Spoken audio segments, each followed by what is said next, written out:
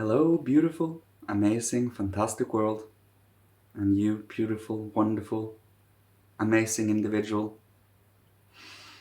Today, I would like to speak a little about. This doesn't have too much of a structure because it is hard to explain in a true way.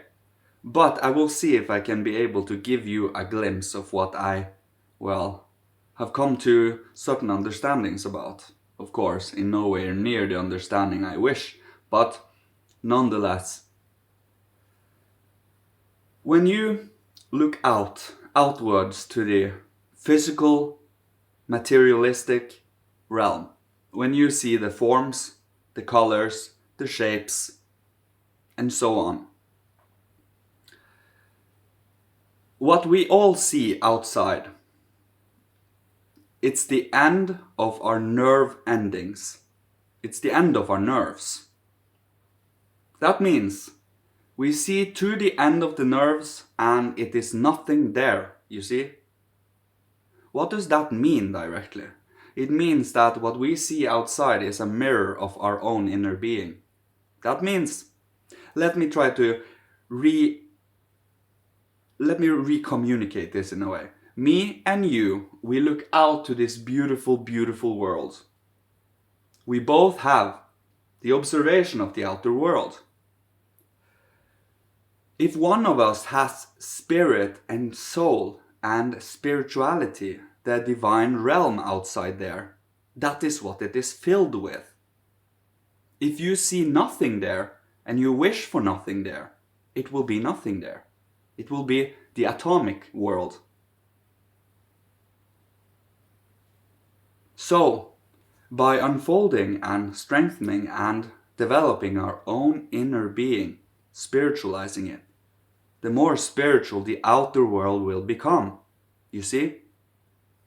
Because we need to train and to build and to grow the organs for us to be able to see the spiritual realities that is to come in the future. That is why we develop our inner spiritual and soulful faculties, so we can be able to. It is like laying a puzzle. The more puzzle pieces you put in, the more of the whole picture you can see, and you can, get a sense of the big picture, even though you don't have every pieces put down yet. You start to see the picture. You start to see it. Not every detail is in there yet, but you start to see it. That is what it means to you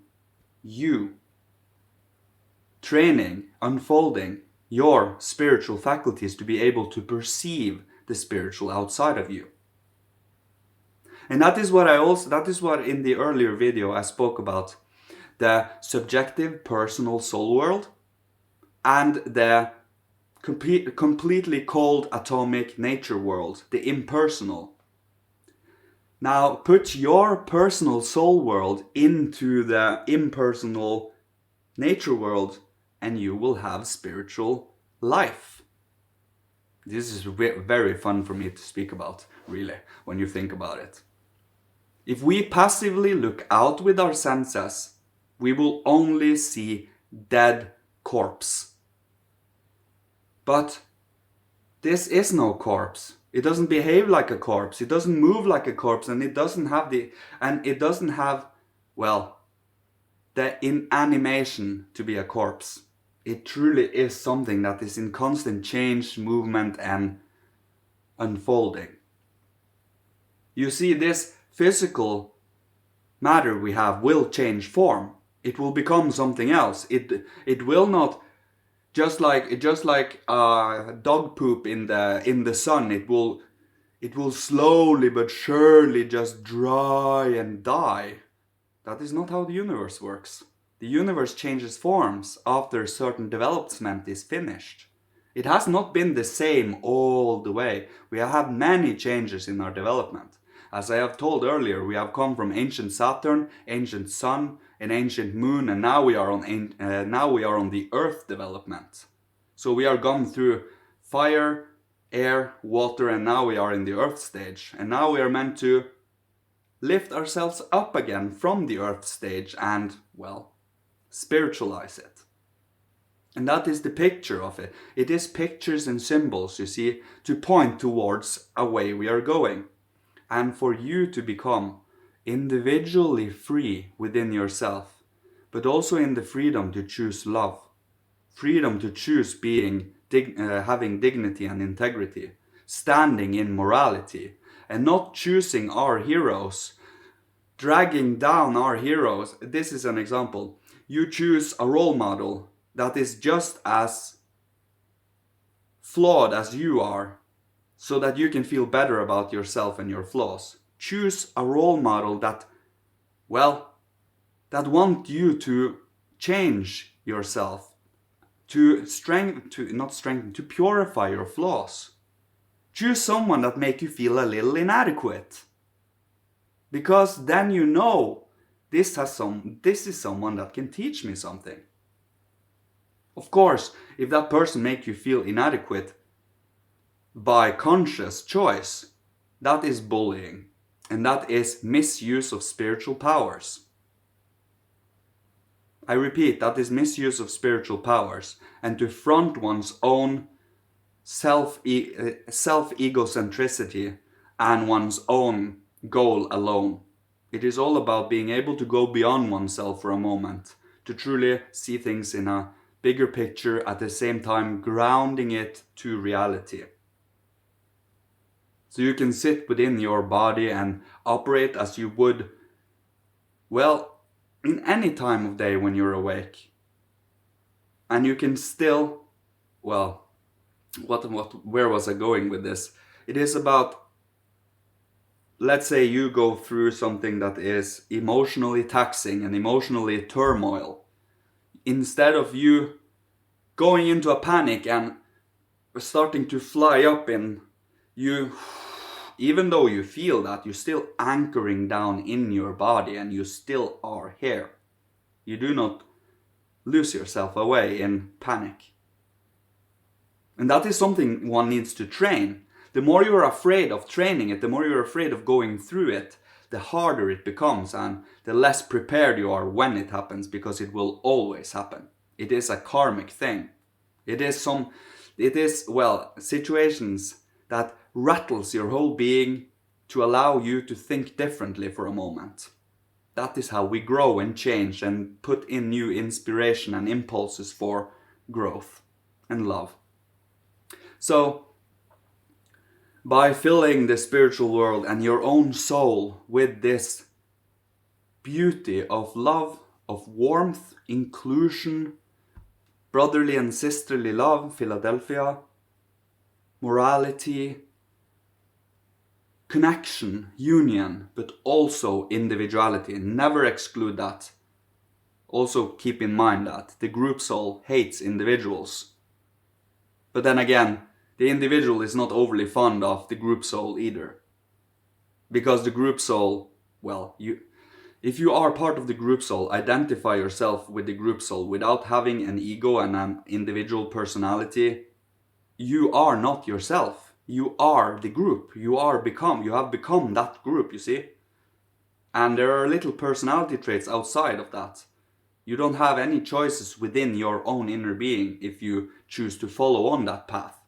On the other hand, if you only follow yourself in your own little sphere of bubble, you become detached and completely, well, you don't have any understanding of another human being anymore, because all you think about is yourself. That is the balance, that in between the group soul and in between pure egotism, you have that human being. Because in the middle here, we see they are both realities at the same time, balanced in to have both their strengths and, well, limiting their weaknesses. To stay strong in the center, having the creativity and the sense for art and beauty that comes from the one side, and the sense for discipline, precise and calculative thinking, and also strong precision in our thinking, on the other hand. And combining it with love makes it truly a magnificent threefold harmony. That is what we human beings are striving towards. And the Christ helps us keep that equilibrium. And Christ is love, Christ is gratitude. And He is within every single one of us. He is the God of the individual. And He is here with us now, in the etheric, in our life body, in our life force, in truly our feeling of soul and inclusion. And the more you become acquainted with Him, the more you can live by that, because you know it is never in vain. And you know you truly long to yourself. Either you're aware of it or not. Your soul is kind of very honest with itself. So, bless you. May Father, Holy Spirit, and Christ protect you, guide you, bless you, and love you on your individual beautiful path towards the spiritual, and to start to fill in those puzzle pieces, you know? There are still many things we do not know yet. There are still many things to explore and to study. And to get that wonder again, to awaken that wonder, is what counts, is what matters. And that wonder is the wonder of inclusion. What are you going to do next? What is your next move? What are you wanting to achieve in this world? And is it for the betterment of both yourself and everyone? And if it is, well, you have found the perfect balance. Love you, bless you, thank you, and have a beautiful day, Father. Love you. Goodbye.